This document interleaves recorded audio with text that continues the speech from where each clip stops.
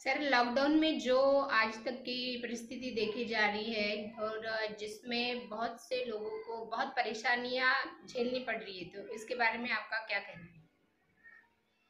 देखो, जो लॉकडाउन जिस तरीके से कोरोना वायरस और कोविड 19 ने जो सारी दुनिया के ऊपर हमला किया है, उसमें तो दोष किसी का भी नहीं है जो कोरोना वायरस आया है इस हद तक। लेकिन जो लॉकडाउन का जो फैसला है वो बहुत अच्छा है। लॉकडाउन रहने से, सोशल डिस्टेंस मेंटेन करने से ही कोविड 19 पे अपन उससे थोड़ा बच के रह सकते हैं। लेकिन प्रजा के हित में ही लिया हुआ फैसला है। लेकिन जो भी प्रजा है, जो भी गरीब लोग है, मजदूर लोग है, उन सभी को दृष्टि में रखते हुए ये फैसला लेना चाहिए था। उनको आप अपने घर पे पहले ही पहुंचा कर 1-2 दिन में उनको आप अपने घर पे भेजने का बंदोबस्त किया जा सकता था, और ये काम गवर्नमेंट ने करना चाहिए था। सडनली लॉकडाउन करने के वजह करने से गरीब लोगों को बहुत मुसीबतें झेलनी पड़ी, मजदूरों को मुसीबतें झेलनी पड़ी, और दूसरे बाकी किसी को भी उतनी तकलीफ नहीं हुई होगी, क्योंकि बेचारे लोग अपने काम धंधे के वास्ते अनेक शहरों में जा बसे हैं, लाखों की तादाद में, और उनके पास पैदल जाने के सिवाय कोई रास्ता नहीं बचा था। और उतनी कठिनाइयों का सामना करते हुए वो आप अपने बच्चों में, आप अपने माँ बहन भाई के अपने परिवार में जाके यहाँ पे भूखा मरने के बजाय अपन अपने माँ बाप के परिवार में अपने बीवी बच्चों के साथ जाके उनके साथ मरने में भलाई है, ये सोचकर वो पैदल निकले। हजारों मील लोग पैदल गए। किसी को खाना मिला तो किसी को पानी नहीं मिला, किसी को पानी मिला तो किसी को खाना नहीं मिला, रास्ते में लोगों की मौत हो गई। जो जो लोग ट्रेन के नीचे आकर मर गए हैं, शाम में चल चल कर बेचारे थक के वहाँ पे आराम करने के लिए वो रेल पटरी पे सो गए, और वो लोग अचानक से गाड़ी आ गई और उनको कुचल के निकल गई। तो इसमें दोष किसका है? वो गरीब लोगों का, उन थके हुए मजदूरों का दोष है? नहीं, ये दोष है यहाँ के अपने बीजेपी सरकार का दोष है, जिन्होंने, जिस लोगों ने हमारे देश में कोरोना वायरस लेके आया है, उनको ले जाकर प्लेन भेज भेज कर उनको देश में कोरोना वायरस फैलाने के लिए लेके आया गया है। जो गरीब मजदूर हमारे देश के लोग, जो हमारे देश में पैदा हुए हैं, यहाँ पे मूल मजदूरी कर कर खा रहे हैं, और जो देश के गद्दार लोग, मैं उन्हीं को तो गद्दार समझता हूँ, जो यहाँ पे पढ़ रहे हैं, यहाँ का नमक खा रहे हैं, और बाहर चंद पैसे फायदे के लिए, बड़ी नौकरी के लिए विदेश जाकर वहां से ऐसी मुसीबत मोल ले आए। और वैसे लोगों को बीजेपी सरकार जो है, उनको प्लेन भेजकर उनको भारत देश में लेके आती है।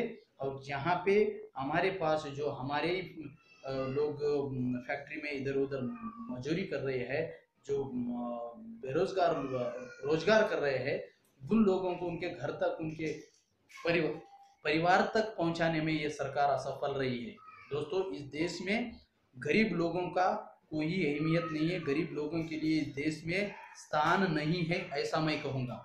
क्योंकि जब भी कुछ भी होता है, जब नोटबंदी हुई थी, तभी भी गरीब लोगों को ही लाइन में खड़ा होकर उनको परेशानियां झेलनी पड़ी, उनको ही तकलीफ हुई। जितने भी लोग पैसे वाले हैं, अमीर है, उनको अब अपने खाते में पैसा ट्रांसफर हो गया है, उनको कभी लाइन में खड़ा होना नहीं पड़ा।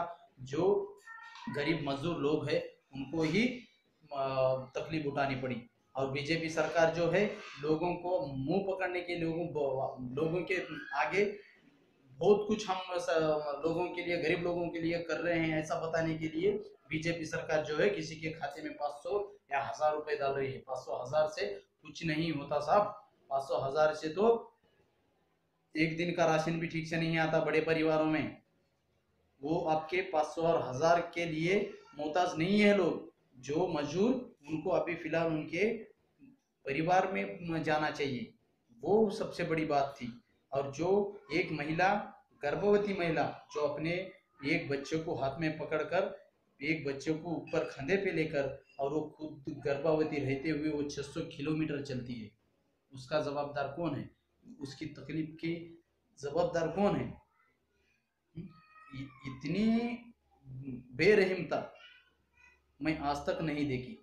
अगर तुम यहाँ के यहाँ लोगों को अपने घर तक नहीं पहुँचा सकते हो, कल की न्यूज़ है, दिल्ली से हरियाणा जाने वाले लोगों को रोक दिया गया है। जो पैदल जा रहे हैं उनको भी रोक दिया गया है, साइकिल पे जा रहे हैं उनको भी रोक दिया गया है, और जो साइकिल मोटर कार से जो बड़े बड़े लोग जा रहे हैं उनको तो रोक ही दिया गया है।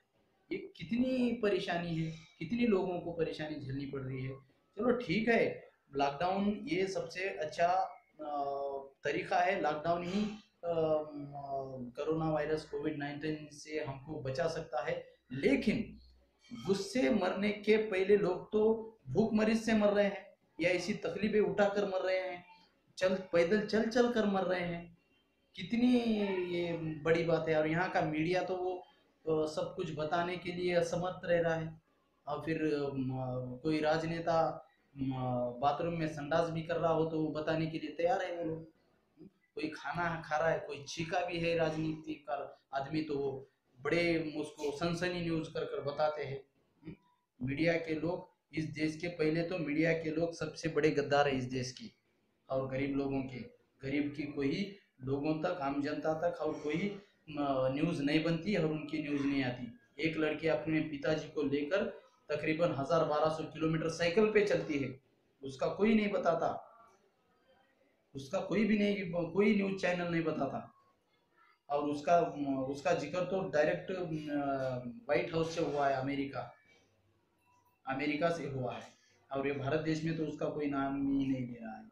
तो ऐसा इस देश में जैसे कि प्रेसिडेंशियल डेमोक्रेसी है वैसा चल रहा है, और वही काम चल रहा है इस देश में, इस संविधान को बदलने का। और संविधान को बदलने के बाद जितना भी गरीब मजदूर वर्ग है, ओबीसी समाज, SC ST समाज है, उनको फिर से इस देश में गुलाम बनाया जाए। इसलिए तो तुम गुलाम हो और तुम गरीब पिछड़े लोग हो बोल के ही इस देश के मजदूरों को और इस देश के गरीबों को कुछ मुआवजा भी नहीं मिलता किस बात का, और उनकी कोई कदर नहीं है इस देश में।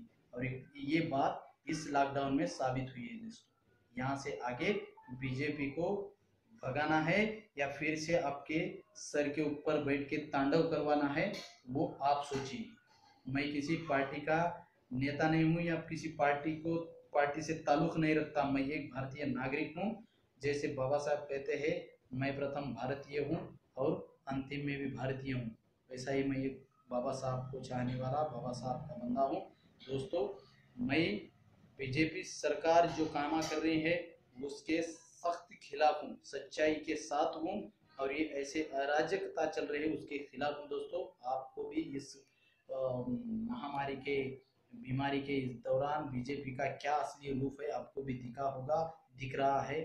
सोचकर समझकर आगे चलिए और ये बीजेपी सरकार को भगाने का देखिए, नहीं तो ये आपका जीना मुश्किल कर देगी। फिलहाल ही आपका जीना मुश्किल हो गया है, इसलिए तो आप हजारों मील चल रहे हैं, लेकिन आपको लेके जाने वाला, आपके घर तक छोड़ने वाला कोई बचा नहीं है। तो दोस्तों, आप सोचिए समझिए और आगे चलकर अच्छा सोच समझ कर कदम डालिए। जय भीम, जय बुद्ध, जय